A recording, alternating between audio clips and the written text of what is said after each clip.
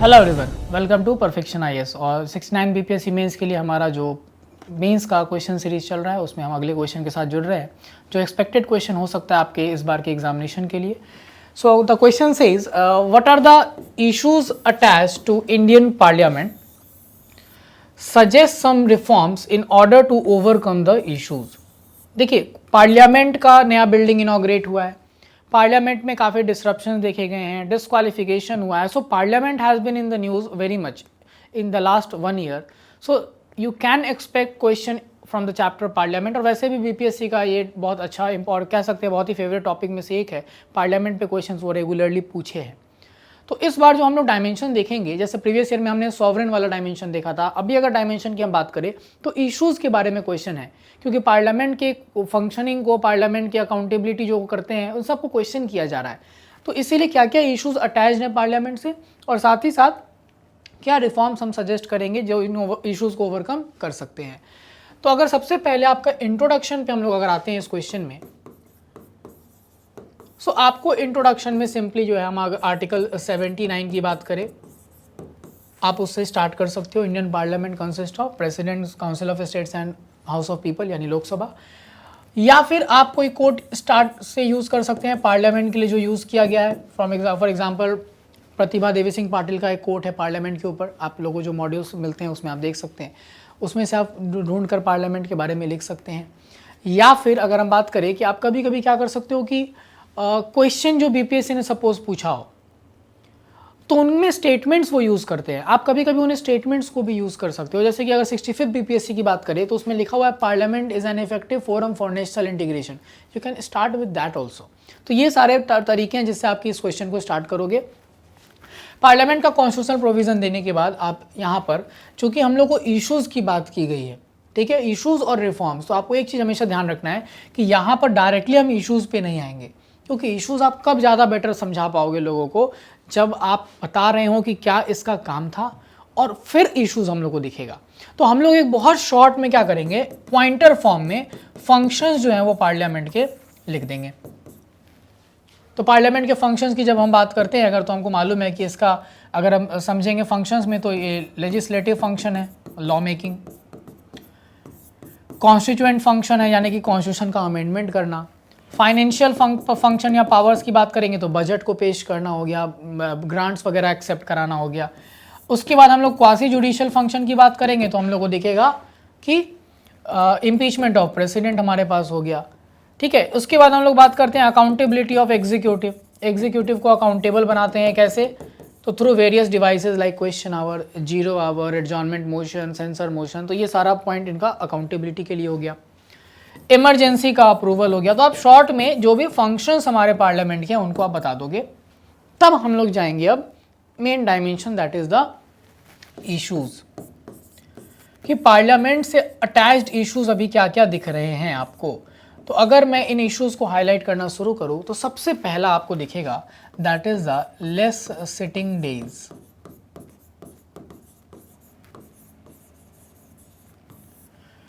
So as per a report, the average annual sitting days of parliament, which was around 121 days till 1970s, has now reduced to 68 days since 2000। मात्र 68 days, 68 दिन की ही इनकी meeting एक साल में हो रही है। यानी कि जब पार्लियामेंट बैठेगा ही नहीं तो वो फंक्शन जो भी हमने देखा उस पर अच्छे से इफेक्टिवली काम कैसे करेगा। तो पहला तो ये इशू आ रहा है। दूसरा इशू इसके साथ आपको क्या दिखेगा सिटिंग डेज में, ये 68 डेज में भी आपको दिखेगा द इशू ऑफ डिसरप्शन, कि अगर हम बात करेंगे कि जब 68 डेज एक वैसे ही कम समय में बैठ रहे हैं, उसमें भी अधिकतर समय जो है वो हंगामे में और डिसरप्शन में लूज कर दे रहा है पार्लियामेंट। आपने अभी लास्ट मंथ देखा, अगस्त में जब मॉनसून सेशन आया था, just on the demand of prime ministers speech on Manipur violence matter, the entire house, both Lok Sabha and Rajya Sabha, was disturbed for almost 1 week, 7 दिन तक के लिए, पूरे सेशन का 7 दिन डिसरप्शन में चला गया। और पिछले साल का अगर पिछले लोकसभा राज्यसभा की डेटा की बात करेंगे हम, तो 60%, आपको ये डेटा भी कोट करना होगा साथ साथ, 60% जो लोकसभा का टाइम है वो डिसरप्शन में गया 2014 से 19 में, और in the similar duration in the same time 36% time of Rajya Sabha was also lost to disruption. तो ये भी एक इशू है पार्लियामेंट के साथ। तीसरा, अगर आप पार्लियामेंट के अंदर इशू समझेंगे जो कि मेजरली, तो पार्लियामेंट अकाउंटेबल गवर्नमेंट को बना रहा है। गवर्नमेंट को अकाउंटेबल बनाने के लिए मैंने कहा एडजॉर्नमेंट मोशन है, मैंने कहा कि गवर्नमेंट को अकाउंटेबल बनाने के लिए सेंसर मोशन है, गवर्नमेंट को अकाउंटेबल बनाने के लिए पार्लियामेंट्री कमेटीज़ के पास आप चीज़ों को भेज सकते हो। लेकिन देखा क्या जा रहा है कि पार्लियामेंट्री कमेटी के पास सिर्फ 45% बिल्स जो हैं वो भेजे जा रहे हैं इन द लास्ट 2 लोकसभा, और ये सबसे लोवेस्ट जो है वो 17th यानी कि करंट लोकसभा में देखा गया है। तो यानी कि पार्लियामेंट्री कमेटीज़ का रोल बहुत ही इनसिग्निफिकेंट किया जा रहा है धीरे धीरे। उसके बाद एडजॉर्नमेंट मोशन की बात करें तो ये कंटिन्यूसली डिक्लाइन पर है पिछले 3-4 लोकसभा से, और 17th लोकसभा में there has not been a single adjournment motion, या जो कि गवर्नमेंट को ज़बरदस्ती किसी मैटर पर डिस्कशन के लिए फोर्स करे। तो यहाँ पर वो भी एक प्रॉब्लम है। इसके बाद अगर आप समझेंगे पार्लियामेंट के अंदर जो इश्यूज़ में, तो आपको दिखेगा कि प्राइवेट मेंबर जो हैं उनका रोल काफ़ी डिक्लाइन पे है। Last private member bill was passed in 1970। तो यानी कि गवर्नमेंट का ही पूरा का पूरा दबदबा है, parliament as a collective unit बहुत ज़्यादा सिग्निफिकेंटली परफॉर्म नहीं कर पा रही है, क्योंकि प्राइवेट मेंबर्स का रोल 2 कारण से डिसमिस हो गया है। पहला तो उनको प्रॉपर टाइम नहीं मिलता है, और दूसरा कि जो हमारा एंटी डिफेक्शन लॉ आ गया है वो प्राइवेट मेंबर्स के जो पर्सनली आप कह सकते हो कि अपने लेवल पे जो उनका डिसीजन है, डिस्क्रिशन है, उसको बहुत ज़्यादा रिस्ट्रिक्ट कर चुका है।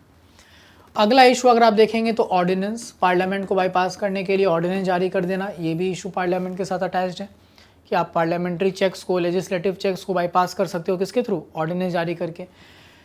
उसके बाद अगर हम लोग समझेंगे पार्लियामेंट के अंदर इशू, तो एक आपको लास्ट पॉइंट दिखेगा, रोल ऑफ स्पीकर। और स्पीकर जो कि रूलिंग पार्टी से हैं तो इनका रोल 2 जगह काफ़ी क्रिटिकल हो जाता है। पहला तो मनी बिल को सर्टिफाई करने में, क्योंकि मनी बिल के अंदर अगर मनी बिल कोई सर्टिफाई कर दिया गया तो राज्यसभा का पावर रिस्ट्रिक्ट हो जाएगा। और दूसरा जो अगर आप समझेंगे यहाँ पर स्पीकर के रोल में, तो वहाँ पर आपको दिखेगा इन केस ऑफ डिफेक्शन, जब 10 शेड्यूल के अंदर वो डिस्क्वालीफाई करने की बात होती है तो वहाँ पर भी स्पीकर का रोल क्रिटिसाइज़ किया जाता है, जैसे अभी आप रिसेंटली महाराष्ट्र का केस देख रहे हैं। तो ये सारे इश्यूज जो हैं आप हाईलाइट करोगे with respect to parliament. Now what could be the reforms, इन इश्यूज को ठीक करने के लिए रिफॉर्म्स क्या क्या हो सकता है?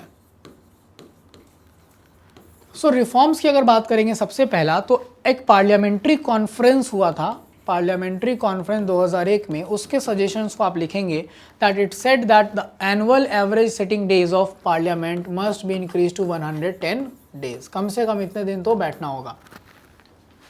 दूसरा अगर आप समझेंगे डिसरप्शन को कंट्रोल करने के लिए, तो कोड ऑफ कंडक्ट और जो एथिक्स कमेटी है उसका काम होना चाहिए कि ये बहुत स्ट्रिक्टली पिनलाइज करे जो भी लोग क्या चीज़ में इन्वॉल्व है, डिसरप्शन में इन्वॉल्व हैं।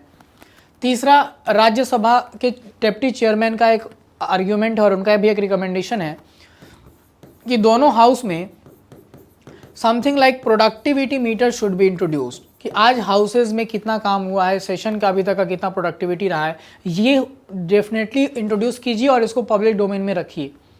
चौथा, अगर आप समझेंगे पार्लियामेंट्री कमेटीज़ के रोल को सिग्निफिकेंट बनाना होगा और साथ ही साथ उनके प्रोसीडिंग्स को टेलीकास्ट कीजिए। सारे बिल्स कमेटीज़ के पास जाएंगे, इसमें कोई भी इफ़ एंड बट्स नहीं होना चाहिए, और साथ साथ उनके कमेटीज़ के प्रोसीडिंग्स को टेलीकास्ट भी किया जाए। इसके बाद अगर हम लोग समझेंगे तो प्राइवेट मेंबर के रोल को बढ़ाने के लिए एक इम्पॉर्टेंट कॉन्सेप्ट आप इंट्रोड्यूस कर सकते हैं जो बहुत जगह पे देखा भी जाता है, इसका नाम है पब्लिक इंटरेस्ट लेजिस्लेशन।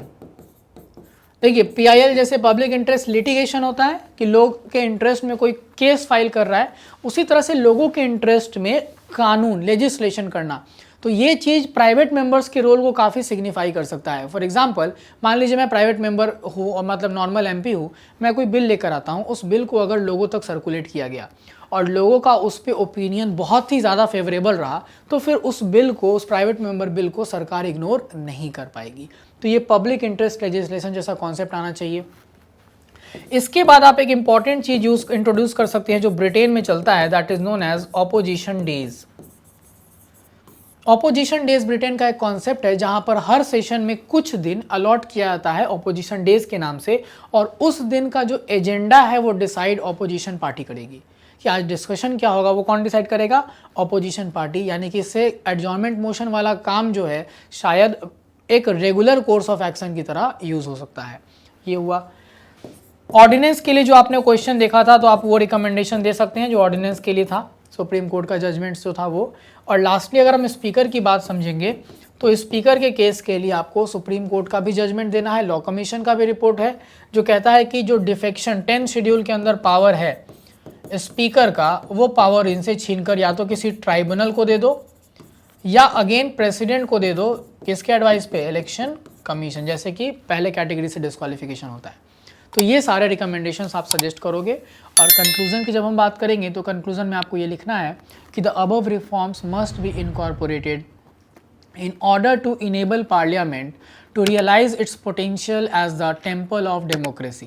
इस तरह से आप कंक्लूड कर सकते हैं इस पूरे के पूरे क्वेश्चन के आंसर को। ठीक है, अगले क्वेश्चन के साथ फिर हम लोग मिलेंगे। आई होप आपको ये सीरीज समझ में आ रही होगी। और अगर आप क्वेश्चन लिख रहे हैं इसका तो प्लीज़ इसका आंसर लिखकर मुझे टेलीग्राम पर भेजेंगे और फिर हम लोग उसके अकॉर्डिंग फीडबैक देख लेंगे। Thank you so much.